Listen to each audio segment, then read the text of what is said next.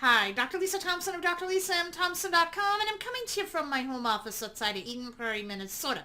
On today's episode, The Doctor is In. We're going to tackle the question, should you use the group message feature on Twitter direct messaging to communicate with your followers? So stay tuned.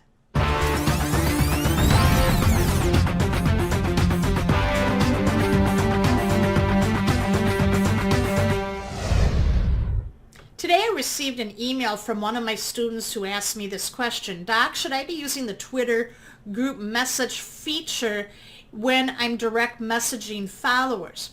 And I thought this was a really great question to address in today's show.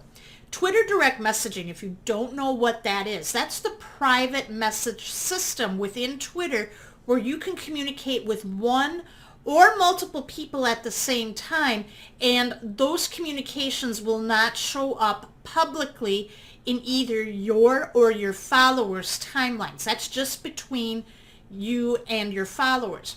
Now, Twitter did some updates fairly recently to enhance the direct message experience so that people can use that feature more and get better engagement.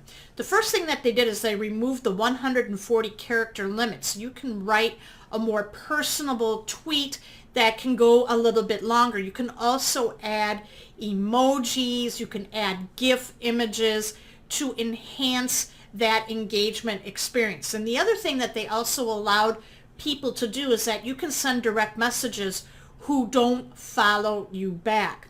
Now this leads to the question, should you use the group message feature that they have just installed? And my answer to you is no. And here is why. I want you to envision Twitter as a giant cocktail party. And think about it. You've been to parties before where you walk in. It's a very noisy place. And especially if you don't know a lot of people at this party, you're going to go around and you're going to try to find people that you have things in common with. And when you find that person or a group of people, what do you tend to do at a party? Well, you break off and you're going to go somewhere quiet where you can have a better conversation with minimal distractions. And that's what Twitter direct messaging is.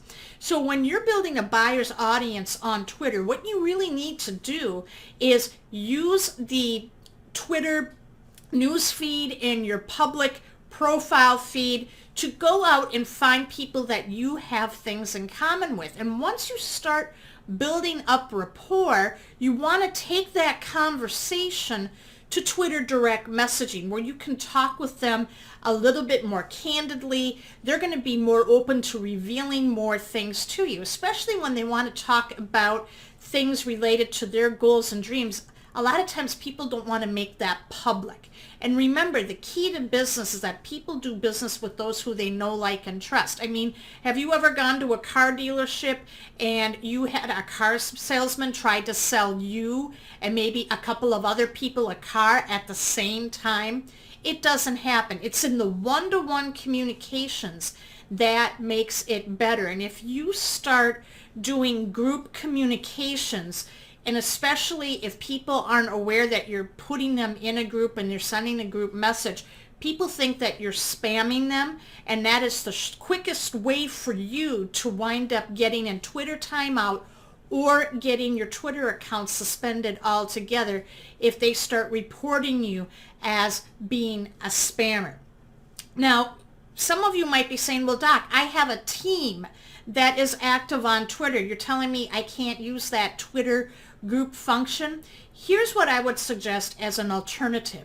If you have a team that you're working with, typically you're going to have their phone numbers and email addresses.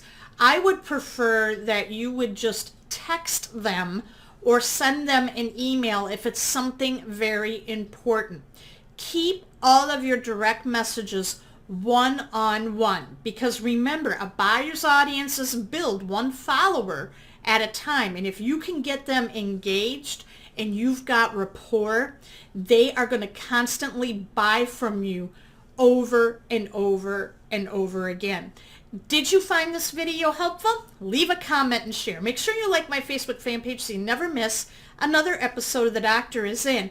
and subscribe to my newsletter at workwithdrlisathompson.com. Fill in your information and I will immediately send over to your email box my tips, strategies, and mindset to help you build a buyer's audience on social media.